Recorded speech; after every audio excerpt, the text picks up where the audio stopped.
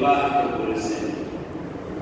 সেই বিশ্ব নেতা বিশ্বনবী রাসূল মাহবুব আমরা সকলেই সমস্যায় পড়ছি, সাল্লাল্লাহু আলাইহি ওয়াসাল্লাম তিনার প্রতি দরুদ আবার পড়ছি, সাল্লাল্লাহু আলাইহি ওয়াসাল্লাম।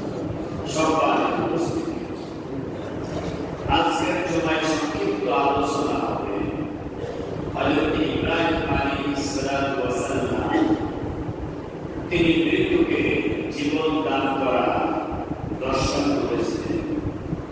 তিনি ছিলেন আল্লাহ তাআলার একনিষ্ঠ গোলাম, তিনি ছিলেন আল্লাহ তাআলার প্রিয় বন্ধু, তিনি ছিলেন সত্যনিষ্ঠ একজন মানুষ, তিনি ছিলেন একটি বহু পূজকের ঘরের সন্তান। ইসলামের সঠিক দিশা, সঠিক রাস্তা আল্লাহ রাব্বুল আলামিন যে পয়গম্বরকে দেখাইছেন, যে পয়গম্বর তামাম বিশ্বের সকল মুসলিম মিল্লাতের জাতির পিতা, সুবহানাল্লাহ, আমাদের জাতির পিতাকে হযরত ইব্রাহিম আলাইহিস সালাতু ওয়াস সালাম তিনি ছিলেন এমন একজন ব্যক্তি যিনি একটা জাতির কঠিন ক্লান্তি লগ্নে জাতিকে সঠিক পথে দিশা দেওয়ার জন্য অক্লান্ত পরিশ্রম করেছিলেন। জাতিকে সঠিক পথের সন্ধান দিতে গিয়ে নবুয়তের অত্যাচার, জুলুম, নির্যাতনের শিকার হয়েছে। জাতিকে জান্নাতের পথে নিয়ে যাওয়ার জন্য কালেমার ঝান্ডা হাতে নিয়ে তিনি একাই জাতির কঠিন ক্রান্তি লগ্নে তিনি মানুষদেরকে লা ইলাহা ইল্লাল্লাহ ইব্রাহিম খলিলুল্লাহ এই স্লোগান নিয়ে আগমন করেছিলেন। এবং যতদিন তিনি বেঁচে ছিলেন ততদিন আল্লাহ তাআলার পক্ষ থেকে দাওয়াত মিশন করার পর থেকে নিয়ে ততদিন পর্যন্ত লা ইলাহা ইল্লাল্লাহ ইব্রাহিম খলিলুল্লাহ আলাইহিস সালাতু ওয়াস সালাম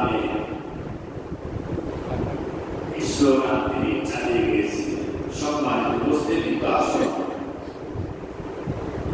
আল্লাহ রাব্বুল আলামিন বলেন, ইন্নাহু মিন ইবাদিনাল মুমিনিন। সূরা সাফফাতের 111 নম্বর আয়াতে কারিমায় রব্বুল আলামিন বলেছেন, আমার পয়গম্বর ছিল একনিষ্ঠ, তিনি ছিলেন মুমিন। এই সাথে থেকে আল্লাহ রাব্বুল আলামিন প্রতীক দিয়েছিলেন হযরত ইব্রাহিম খলিলুল্লাহ আলাইহিস সালাতু ওয়াস সালাম। তিনি তার গোটা জীবন যৌবনকে আল্লাহ রাব্বুল আলামিনের সন্তুষ্টির জন্য সঁপে দিয়েছিলেন। আল্লাহ রাব্বুল আলামিন বললেন, ইন্নাহু মিন ইবাদিনাল মুমিনিন।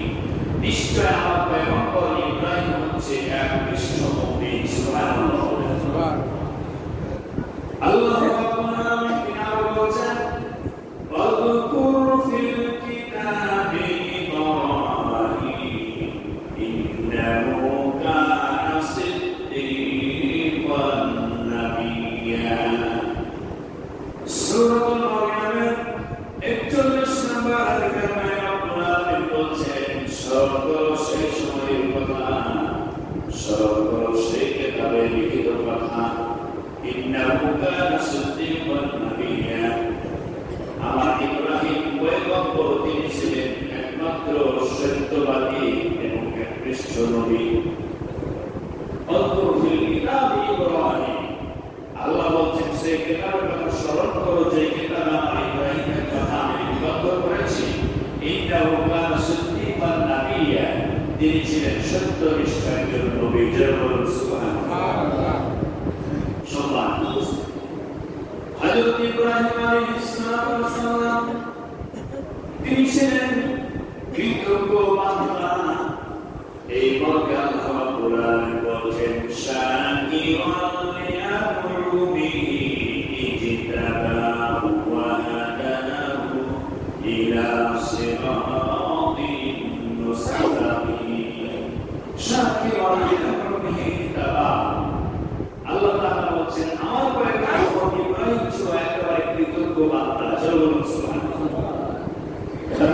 কয়েকটি আয়াতের আলোকে আমাদের জন্য শিক্ষণীয় বিষয় কি? আমাদের জন্য শিক্ষণীয় বিষয় হচ্ছে, বাপ যদি ভালো হয় সন্তান ভালো হবে। অর্থাৎ আমাদের মুসলিম জাতির পিতা নাকি ইব্রাহিম আলাইহিস সালাম, তিনি ছিলেন মুমিন, একনিষ্ঠ মুমিন। আমরা যারা উপস্থিত হয়েছি মুসলমান ঘরের সন্তান, আমাদেরকেও পরিচয় দিতে হবে মুমিনের, ঠিক না ঠিক? আমাদেরকেও পরিচয় দিতে হবে মুমিনের।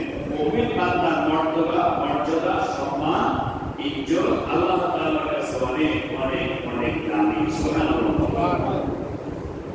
দুই নম্বর কথা হলো, আমাদের মুসলিম মিল্লাতের পিতা ইব্রাহিম আলাইহিস সালাম তিনি ছিলেন সত্যবাদী। আমাদেরকেও হতে হবে সত্যবাদী। কিন্তু আমাদের সকাল হয় মিথ্যা কথা দিয়ে শুরু, শেষ হয় মিথ্যা কথা দিয়ে, ঠিক না বেশি? চতুর্দিকে ধাপে ধাপে মিথ্যা কথা, কলমে কলমে মিথ্যা কথা, ব্যবসা বাণিজ্যে মিথ্যা কথা।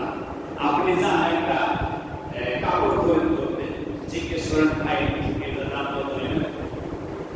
এরকম ভাষা ব্যবহার করে, আপনার জন্য এত টাকা রাখবো, ঠিক কিনা? মানে আমার জন্য এত টাকা, অন্যের জন্য কত টাকা।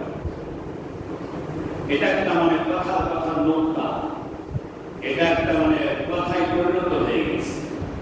যে কোনো প্রোডাক্ট কিনতে যান, আপনার জন্য এত রাখবো, মানে আপনার জন্য আর কত রাখবো, সব রাখবো। এরকম ভাবে উদাহরণ দিতে গেলে অনেক সময় কেটে যাবে। আমাদের সত্যবাদী ব্যবসায়িক ছিলেন নবী রাসূলগণ, ব্যবসায়িক ছিলেন সাহাবায়ে কেরাম। তাহলে ব্যবসা করতে হবে সততার সাথে, ন্যায় নিষ্ঠার সাথে, আদবের সাথে, সত্য কথা বলতে হবে।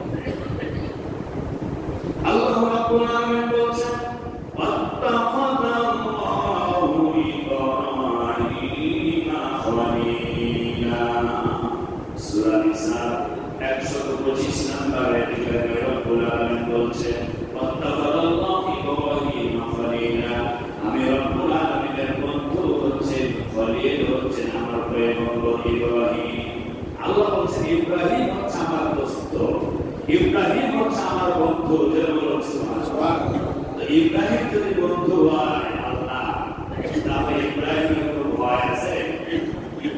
আমরা যদি আল্লাহর বন্ধু হতে পারি, আমরা যদি আল্লাহ রাব্বুল আলামিনের সন্তুষ্ট অর্জন করতে পারি, দুনিয়া আখিরাত কবর হাসর নাসর বিজান কুরসিরা কোন জায়গায় আমাদের কোনো ভয় থাকবে না, কোনো ভয় থাকবে না। আল্লাহ বলছেন, আল্লাহু ওয়ালিয়ুল মুমিনিন, আমি আল্লাহ তাআলা হচ্ছি মুমিনদের জন্য অভিভাবক। জোরে বলুন সুবহানাল্লাহ।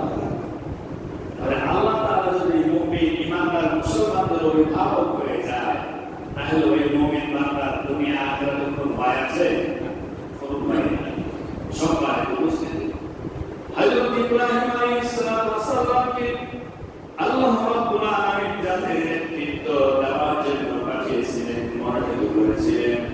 আল্লাহ রাব্বুল আলামিন বলেন, ওয়ানা ইন্নী জাইলুকা লিন-নাসি ইমামা।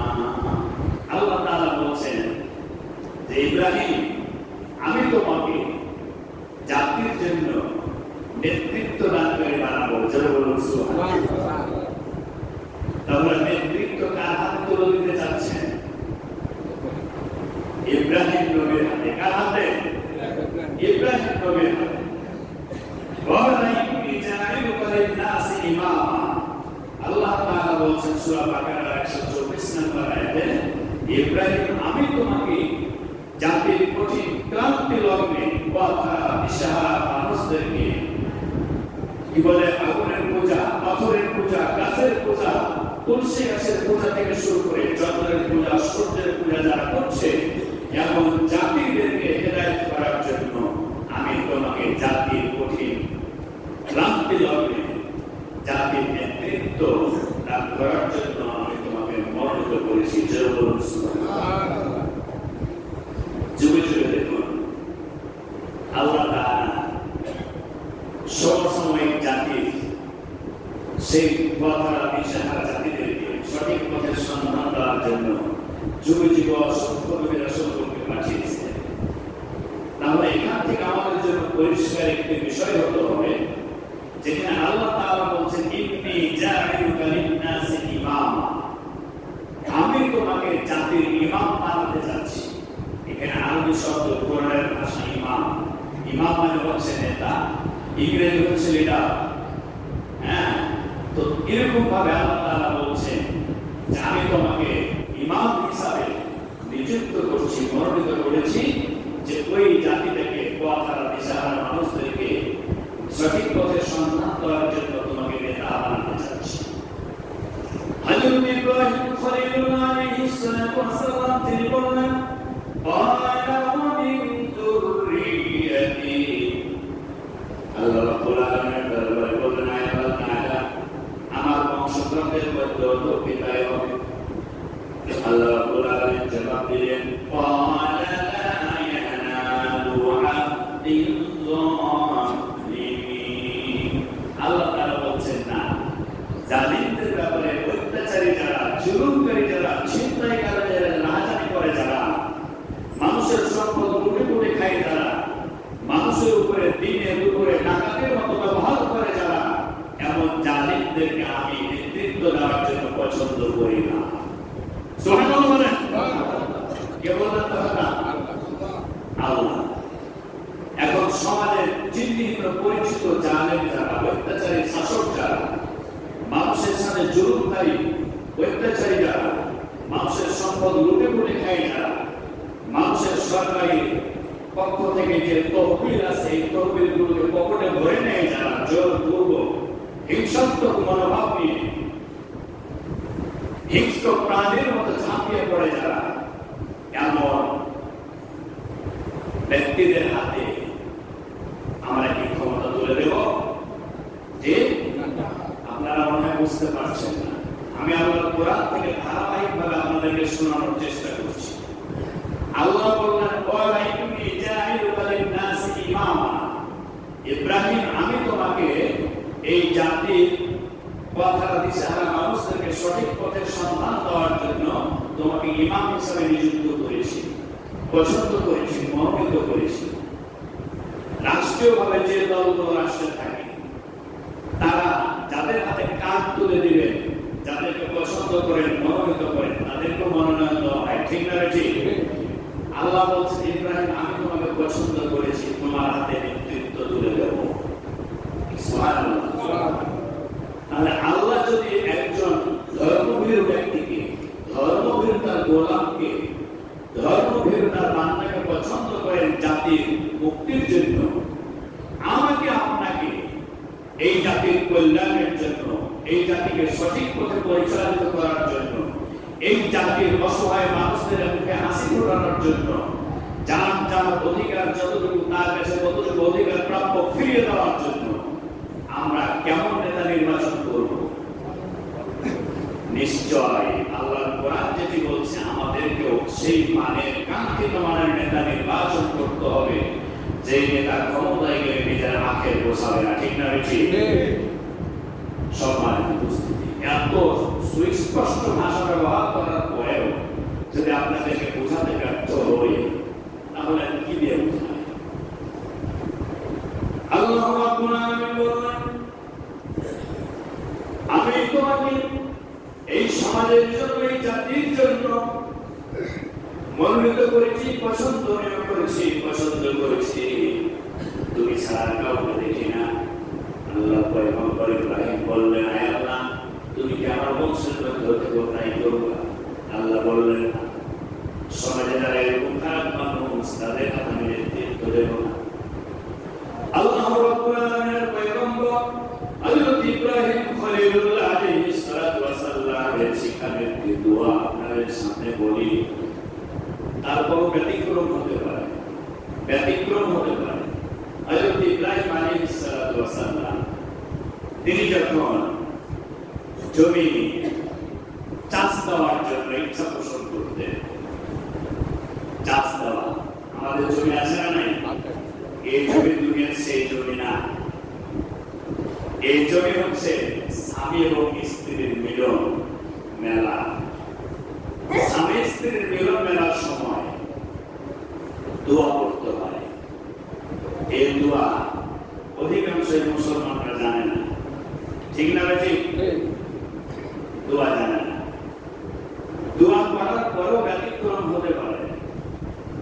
এটা হচ্ছে আল্লাহর পক্ষ থেকে পরীক্ষা।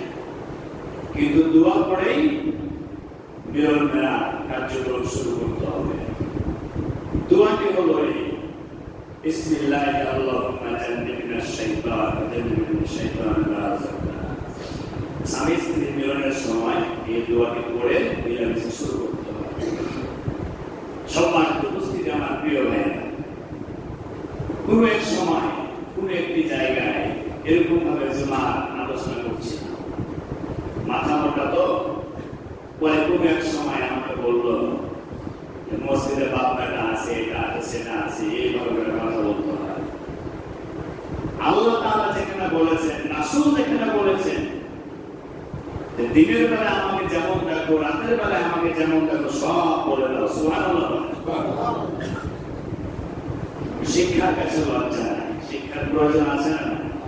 সম্মানিত উপস্থিতি, তো হযরত ইব্রাহিম আলাইহিস সালাতু ওয়াস সালাম আল্লাহ তাআলার কাছে দোয়া করেছিলেন, রব্বানা হাব লানা মিন আজওয়াজিনা ওয়া যুররিয়াতিনা কুররাতা আয়ুনিন ওয়াজআলনা লিল মুত্তাকিনা ইমামা। এই দোয়াটি করেছেন। রব্বুল আলামিন, তুমি আমাদের স্বামী স্ত্রীর মিলন ফসল হিসাবে যা দিবা, সন্তান তুমি যে বলে দিবা, চক্ষু শীতলকারী দিও, অন্তর যেন ঠান্ডা হয়, চক্ষু যেন শীতল হয়ে যায়, এমন সন্তান তুমি আমাদেরকে দান করো, আমার বংশে দান করো। ওয়াজআলনা লিল মুত্তাকিনা ইমামা, এবং এমন সন্তান তুমি দিবা যারা সমাজের নেতৃত্ব দেওয়ার যোগ্যতা রাখে। যারা বলুন সুবহানাল্লাহ। এই জন্য আল্লাহর এই জমিনে সারা পৃথিবীব্যাপী যেখানে দিনের দাওয়াত দেওয়া হয়, দিনের দায়ী যারা হয়, ইসলামের ধারক বাহক যারা হয়, এমন ব্যক্তিগুলো যারা নেতৃত্ব দেয়, তারা হচ্ছে ইব্রাহিম আলাইহিস সালাতু ওয়াস সালামের দোয়ার ফসল। যারা বলুন সুবহানাল্লাহ। এমনি এমনি এই জায়গায় দাঁড়ানো যায় না। সম্মানিত উপস্থিতি আমার প্রিয় ভাইরা, হযরত ইব্রাহিম আলাইহিস সালাম তিনি ছিলেন এক নিষ্ঠ মুসলমান। আল্লাহ রাব্বুল আলামিন বলেন, মা কানা ইব্রাহিমু ইয়াহুদিয়্যান ওয়ালা নাসরানিয়্যান ওয়ালাকিন কানা হানিফান মুসলিমা।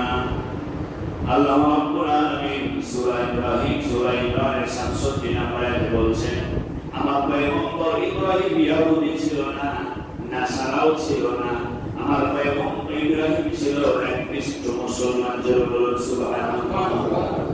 আল্লাহ বলছেন আমার পয়গম্বর ইব্রাহিম সে ইহুদি ছিল না, নাসারাও ছিল না, সে ছিল এক নিষ্ঠভাবে আমার গোলাম, এক নিষ্ঠভাবে সে ছিল মুসলিম। যারা বলুন সুবহানাল্লাহ। সম্মানিত উপস্থিতি, তাহলে আমাদের জাতির পিতা, মুসলিম মিল্লাতের পিতা হযরত ইব্রাহিম আলাইহিস সালাতু ওয়াস সালাম তিনি ছিলেন এক নিষ্ঠ মুসলমান। আমরা হচ্ছে তার সন্তান, আমরা হচ্ছি আল্লাহ তাআলার গোলাম। আমাদেরকেও এক নিষ্ঠভাবে মুসলমানের পরিচয় দিতে হবে না? হবে না? এক নিষ্ঠভাবে খাঁটিভাবে মুসলমানের পরিচয় দিতে হবে। চলে আসুন কোরআনুল কারীমের পাতায় অন্য জায়গায় আল্লাহ রাব্বুল আলামিন বলছেন, ইয়া আইয়ুহাল্লাযীনা আমানু তাকুল্লাহা হাক্কা তুকাতিহি ওয়া লা তামুতুন্না ইল্লা ওয়া আনতুম মুসলিমুন। আল্লাহ রাব্বুল আলামিন এখানে বলছেন, ইয়া আইয়ুহাল্লাযীনা আমানু, হে ঈমানদাররা। সুবহানাল্লাহ। আল্লাহ ঈমানদারদেরকে ডাক দিচ্ছেন, আমাদেরকে ডাক দিচ্ছেন, হে ঈমানদাররা, ইত্তাকুল্লাহ, আল্লাহকে ভয় করো। আমাদেরকে ভয় করতে হবে কাকে? না কোনো সরকার বাহাদুরকে, কোনো র্যাব নাই, কোনো আর্মি নাই, কোনো বিজেপি নাই। এক কথায় যত ধরনের, যত সেক্টর, যত প্রশাসনের মহল আছে, প্রশাসনিক ডিপার্টমেন্টে যারা চাকরি করেন, তাদের রক্তিম চক্ষুকে ভয় করলে আপনি পথভ্রষ্ট হয়ে পড়বেন। কাউকে ভয় করা লাগবে না, ভয় করতে হবে কাকে? ইত্তাকুল্লাহ।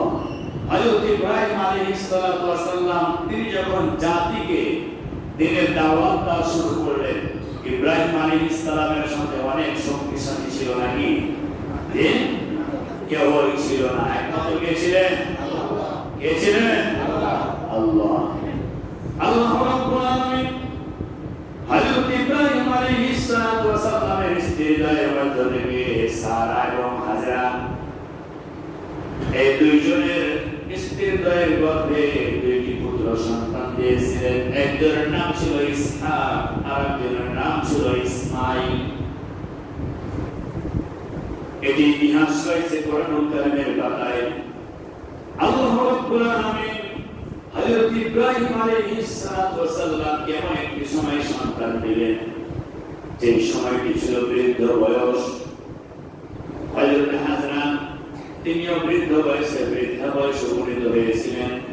আল্লাহ রাব্বুল আলামিনের দরবারে ফরিয়াদ করলেন, রব্বুল আলামিন আমাকে একটি সহনশীল, সৎকর্মশীল, ধৈর্যশীল সন্তান দান করো।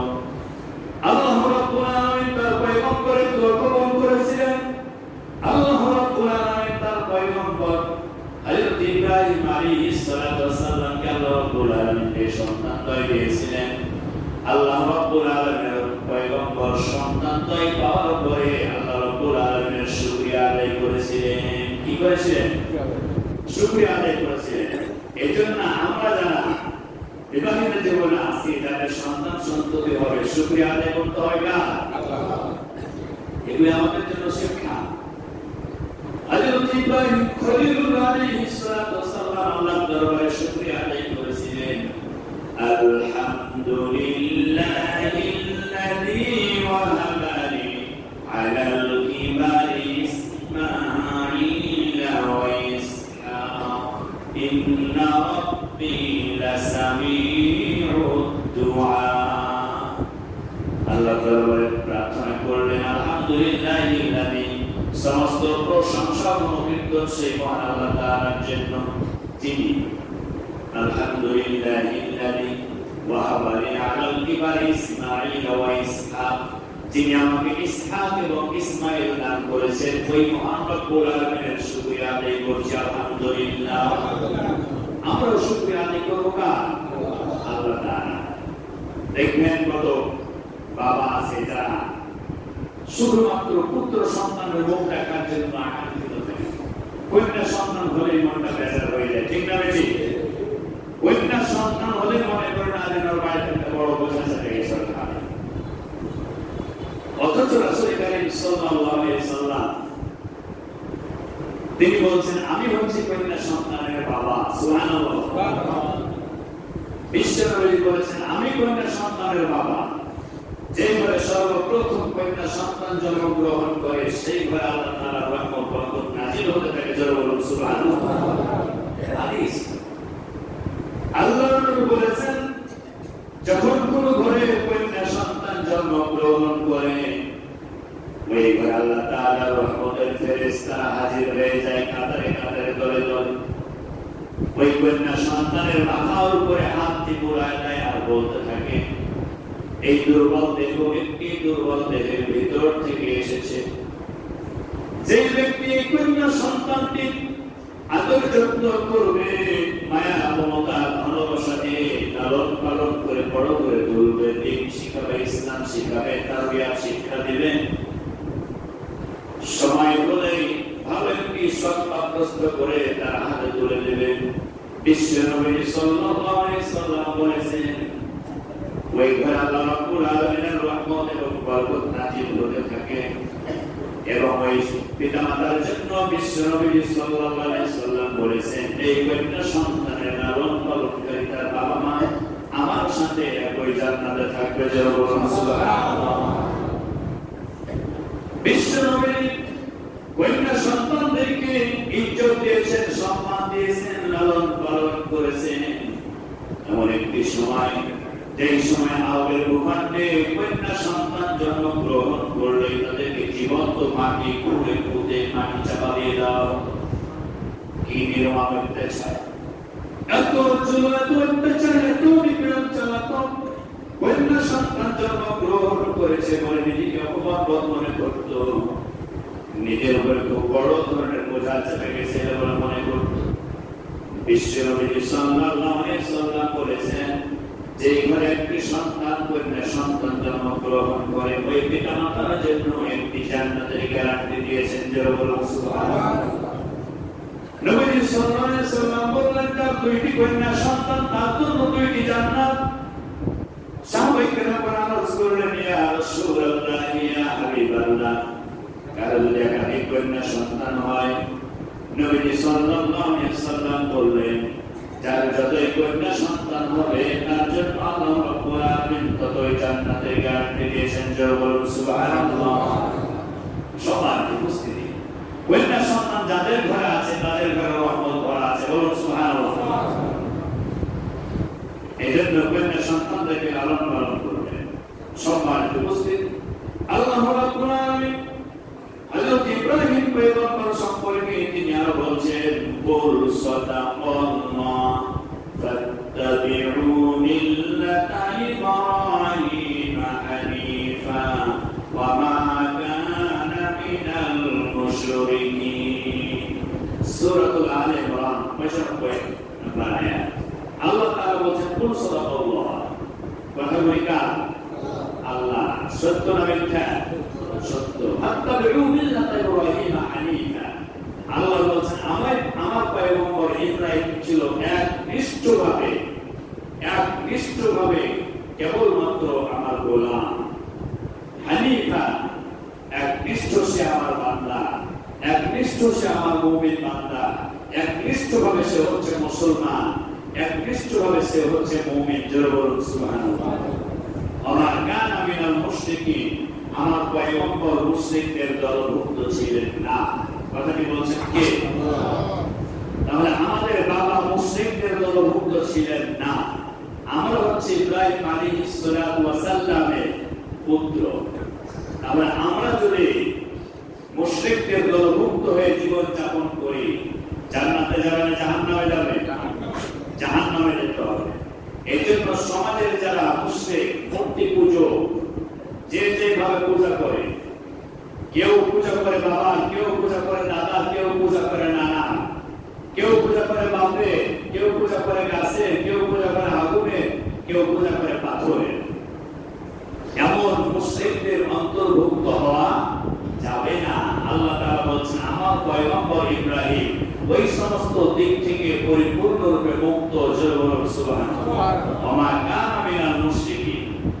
আমার প্রিয় ভাইরা, আল্লাহ রাব্বুল আলামিন বলছেন, ইন্নী ওয়াজ্জাহতু ওয়াজহিয়া লিল্লাযী ফাতারাস সামাওয়াতি ওয়াল আরদা হানিফা ওয়া মা কানা মিনাল মুশরিকিন। আল্লাহ তাআলা বলছেন, সেই সময়ের কথা যখন ইব্রাহিম আলাইহিস সালাম তিনি সেই জীবনে ছিলেন, মহান আল্লাহ তাআলার সন্ধান করতেছিলেন, যেহেতু তার জন্ম হয়েছিল অগ্নি পূজকের ঘরে। ঠিক না ঠিক? তার বাবা ছিল অগ্নি পূজক, তার বংশের লোকেরা সবাই পূজায় ব্যস্ত ছিল। এমন ঘরে ইব্রাহিম আলাইহিস সালামকে আল্লাহ তাআলা পাঠাইলেন। যখন ঘরের সন্ধান করছিলেন, লম্বা ইতিহাস স্মরণকারীদের কথা থেকে আপনাদেরকে সংক্ষিপ্তভাবে বলতেছি। হযরত ইব্রাহিম পয়গম্বর সম্পর্কে আল্লাহ রাব্বুল আলামিন বলছেন, আমার পয়গম্বর যখন ঘোষণা করলো, ইন্নী ওয়াজ্জাহতু ওয়াজহিয়া লিল্লাযী ফাতারাস সামাওয়াতি ওয়াল আরদা হানিফা। রব্বুল আলামিন, নিশ্চয় আমি পাথরের পূজা, আগুনের পূজা, গাছের পূজা, চন্দ্রের পূজা থেকে শুরু করে সেই চন্দ্রকেও রব মনে করেছিলাম, আমি সেই সূর্যকেও আমার প্রভু ভেবেছিলাম। যখন দেখলাম সকালবেলায় পূর্ব দিগন্তে বিরাট আকারের সূর্য উদয় হলো, সন্ধ্যা হতে আবার সেই সূর্য অস্তমিত হয়ে গেল, আমি সেই সূর্যটিকে আমার বড় খোদা ভেবেছিলাম, রব মনে করেছিলাম। আল্লাহ রাব্বুল আলামিনের পয়গম্বর বলেছেন, ভেবেছিলাম এটি হচ্ছে আমার বড় খোদা। যখন হাত আকবার বললেন, ক্বালা ইন্নী বারিউম মিম্মা তুশরিকুন।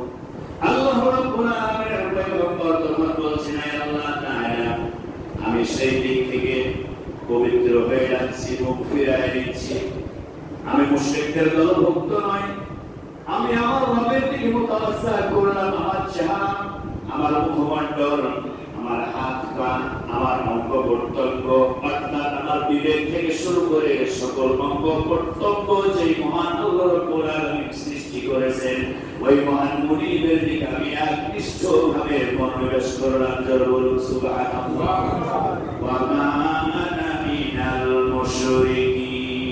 আমার হাত পা, চোখ, কান, নাক, মুখ যা আছে, অঙ্গ প্রত্যঙ্গ, চিন্তা, চেতনা, জ্ঞান, বিবেক, বুদ্ধি, আকেল যা আছে, প্রত্যেকটি দিক এবং বিভাগকে একমাত্র কার ইবাদতের জন্য নির্দিষ্ট করতে হবে? কার ইবাদতের জন্য? আল্লাহর গোলামের জন্য নির্দিষ্ট করতে হবে। আপনার বিবেক সাক্ষ্য দিবে একমাত্র ইলাহের গোলামি করতে হবে। আপনার হাত সাক্ষ্য দিবে একমাত্র মহান রবের গোলামি করতে হবে। আপনার চক্ষু দৃষ্টি বলে দিবে একমাত্র মহান আল্লাহর নাজ নিয়ামত থেকে আল্লাহর শুকরিয়া আদায় করতে হবে। ঠিক না ঠিক? সম্মানিত উপস্থিতি, আল্লাহ রাব্বুল আলামিনের পয়গম্বর হযরত ইব্রাহিম আলাইহিস সালাতু ওয়াস সালামের জীবনে অনেক ঝড় তুফান, হারিকেন, ক্যাটরিনা, নার্গিসের চাইতেও বড় বড় বিপদ, সাইক্লোন তার উপর দিয়ে গেছে। ঠিক না ঠিক? এমন সাইক্লোন তার উপর দিয়ে গেছে যে তাকে দুনিয়ার জমিন থেকে উৎখাত করে দেওয়ার জন্য, দুনিয়ার জমিন থেকে তাকে বিদায় করে দেওয়ার জন্য সেই সময় রাষ্ট্র শক্তি যে ছিল, নমরুদের গোষ্ঠীরা সবাই আদা জল খেয়ে ইব্রাহিমের বিরোধিতা করার জন্য মাঠে নেমে পড়েছিল। ঠিক না ঠিক? অতএব যুগে যুগে যারা আল্লাহর দ্বীনের দায়ী হিসাবে কাজ করবে, তাদের উপরে জুলুম, নির্যাতন, অত্যাচার, নিপীড়ন, অনেক ধরনের বিপদ আপদ, মুসিবত চতুর্দিক থেকে আসবে। সকল অবস্থায় মুমিন বান্দা হবে তারা সর্ব অবস্থায় দৃঢ়ভাবে, মজবুতভাবে, শক্তভাবে সিরাতুল মুস্তাকিমের পথে অবস্থান করবে। ঠিক না ঠিক? সম্মানিত উপস্থিতি, হযরত ইব্রাহিম আলাইহিস সালাতু ওয়াস সালাম মৃত্যুকে জীবিত করা এমন একটি দর্শন তিনি প্রাপ্ত হয়েছিলেন, এমন একটি দর্শন তিনি করেছিলেন। আল্লাহ রাব্বুল আলামিন বলছেন, ওয়া ইয ক্বালা ইব্রাহিম রাব্বি আরিনি কাইফা তুহয়িল মাউতা ক্বালা আওয়ালাম তুমিন ক্বালা বালা ওয়ালাকিন লিয়াতমাইন্না কলবি ক্বালা ফাখুয আরবা'আতান মিনাত তায়র ফাসুরহুন্না ইলাইকা থুম্মা ইজ'আল আলা কুল্লি জাবালিন মিনহুন্না জুযআ থুম্মা দু'উহুন্না ইয়াতিনাকা সা'য়ান ওয়া'লাম আন্না আল্লাহা আজিজুন হাকীম। সূরাতুল বাকারা 260 নম্বর আয়াত। আল্লাহ তাআলা মৃতকে জীবন দিতে পারেন না? পারেন না। আমাদেরকে জীবন দিয়েছেন, মায়ের পেট থেকে দুনিয়ায় এসেছি, আমাদের মৃত্যু হবে, মৃত্যুর পর আল্লাহ তাআলা পুনরায় আমাদেরকে জীবন দিবেন মর্মে আল্লাহ তাআলা ঘোষণা করেছেন। ঠিক না ঠিক? তাহলে মৃত্যুকে জীবন দিতে পারেন কে? আল্লাহ তাআলা। হযরত ইব্রাহিম আলাইহিস সালাম আল্লাহর পয়গম্বর, তিনি এটা বিশ্বাস করতেন না যে আওয়াজ আসছে না, সন্দেহ হচ্ছে যে হয়তো এটা বিশ্বাস করতেও পারতেন না। নাউজুবিল্লাহ বলেন। আল্লাহর পয়গম্বর এটা বিশ্বাস করতেন না? অবশ্যই। আল্লাহ তাআলা এই কথাটা তুলে ধরেছেন। স্মরণ করো সেই সময়ের কথা। ইয ক্বালা ইব্রাহিম রাব্বি আরিনি কাইফা তুহয়িল মাউতা। আল্লাহ বলছেন, আমার গোলামেরা স্মরণ করো সেই সময়ের কথা যেই সময় আমার পয়গম্বর ইব্রাহিম আমার দরবারে ফরিয়াদ করলো, রব্বুল আলামিন রাব্বি আরিনি কাইফা তুহয়িল মাউতা। হে আল্লাহ তাআলা, আমি দেখতে চাই কেমন করে তুমি মৃতকে জীবন দান করো। ওয়ালা ওয়ালাম তুমিন। আল্লাহ বললেন, ইব্রাহিম, আমি যে মৃত্যুকে জীবন দিতে পারি নাকি তোমার বিশ্বাস হয় না? আল্লাহর পয়গম্বর তিনি বললেন, ওয়ালা তাআলা, হ্যাঁ অবশ্যই অবশ্যই বিশ্বাস করি, এই ব্যাপারে বিন্দু মাত্র সন্দেহ নেই। ওয়ালাকিন লিয়াতমাইন্না কলবি, তুমি যে মৃত্যুকে জীবন দিতে পারো এটা বিশ্বাস করি, তবে মৃত্যুকে জীবন তুমি কিভাবে দাও এটা আমি রব্বুল আলামিন দেখে আমার আত্মাতে প্রশান্তি লাভ করতে পারবো। সুবহানাল্লাহ। এই অবস্থাটা দেখে আমার আত্মাটা শান্তি পাবে, এজন্য আমি দেখতে চাই। কার কাছে বললেন? আল্লাহর কাছে বললেন। আল্লাহ রাব্বুল আলামিন জবাবে বলছেন, ক্বালা ফাকুল আরবাআতাম মিনাত-তায়র। আল্লাহ তাআলা বললেন, ইব্রাহিম তুমি যখন আত্মায় শান্তি লাভ করতে চাও, প্রশান্তি লাভ করতে চাও, তাহলে আমি আল্লাহ তাআলা তোমাকে ঘোষণা করলাম তুমি তোমার পছন্দের 4টি পাখি তুমি ধরো। হযরত ইব্রাহিম আলাইহিস সালাতু ওয়াস সালাম তিনি 4টি পাখি ধরলেন। একটি পাখি ছিল ময়ূর, আরেকটি ছিল মোরগ, কবুতর এবং কাক। এই 4টি পাখি ধরলেন।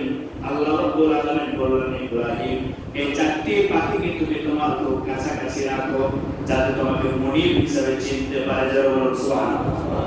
দেখেন না অনেকে শরীরে পাখি বসে নিয়ে বেড়ায়, মানে ঘুরে বেড়ায়, মানে বস মানে গেছে। আল্লাহ রাব্বুল আলামিন বলছেন, ইব্রাহিম তুমি তোমার পছন্দের 4টি পাখি ধরো। তিনি 4টি পাখি ধরলেন। একটি ময়ূর, মোরগ, কবুতর এবং কাক।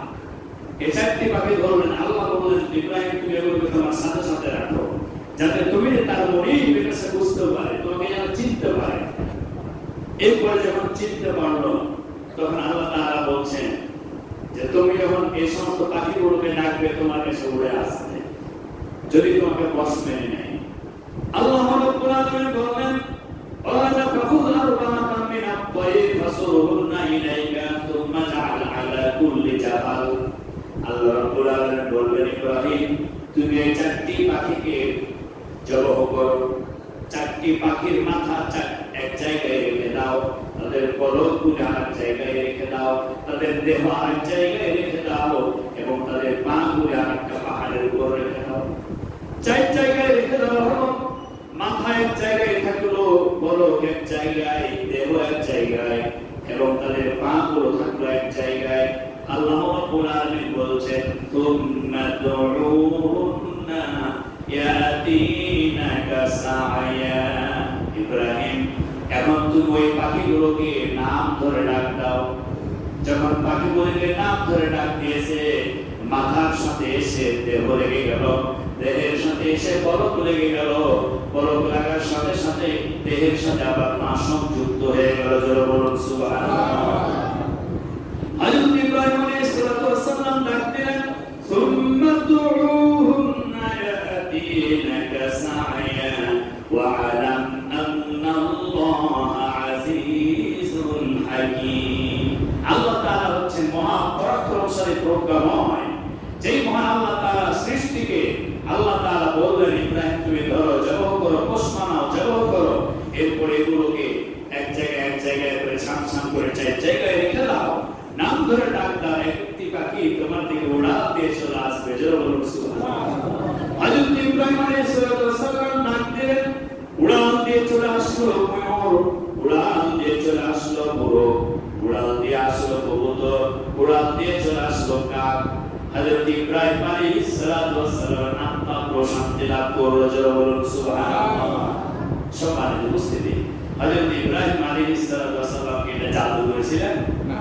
জি, জাদুবিদ্যা হারাম। জাদুবিদ্যা কি হারাম? যেহেতু ফেরাউনের সময় জাদুবিদ্যা ছিল, আল্লাহ রাব্বুল আলামিন মুসাকে জাদুবিদ্যা দেননি, কিন্তু মুজিজা দিয়েছিলেন। সেই মুজিজা দিয়েই ফেরাউনের গোষ্ঠীদের সকল প্রকার জাদুবিদ্যা সব মুহূর্তের মধ্যে এক ঢোকে খেয়ে শেষ করে ফেলেছিলেন। ঠিক না বেশি? তাহলে এখান থেকে আমাদের জন্য পরিষ্কার, রাসূল কারীম সাল্লাল্লাহু আলাইহি ওয়াসাল্লামের একটি হাদিস আপনাদের সামনে বলি।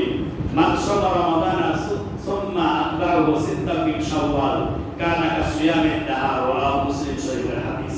যেহেতু আমরা রমজান মাস শেষ করেছি, এটি শাওয়াল মাস। নবী করিম সাল্লাল্লাহু আলাইহি ওয়াসাল্লাম বলেছেন, যে ব্যক্তি শাওয়াল মাসে 6টি রোজা করবে, কয়টি রোজা? 6টি রোজা। এই রোজা নফল রোজা। যে ব্যক্তি শাওয়াল মাসে 6টি রোজা করবে, গোটা বছর নফল রোজা রাখার সওয়াব 6টি রোজা আদায় হয়ে যাবে। বলুন সুবহানাল্লাহ। আল্লাহ তাআলা আমাদেরকে কথাগুলি বোঝার এবং আমল করার তৌফিক দিন। আল্লাহুম্মা আমিন। বারাকাল্লাহু লানা ওয়া লাকুম ফিল কুরআনিল আযীম। আসসালামু আলাইকুম ওয়া রাহমাতুল্লাহ।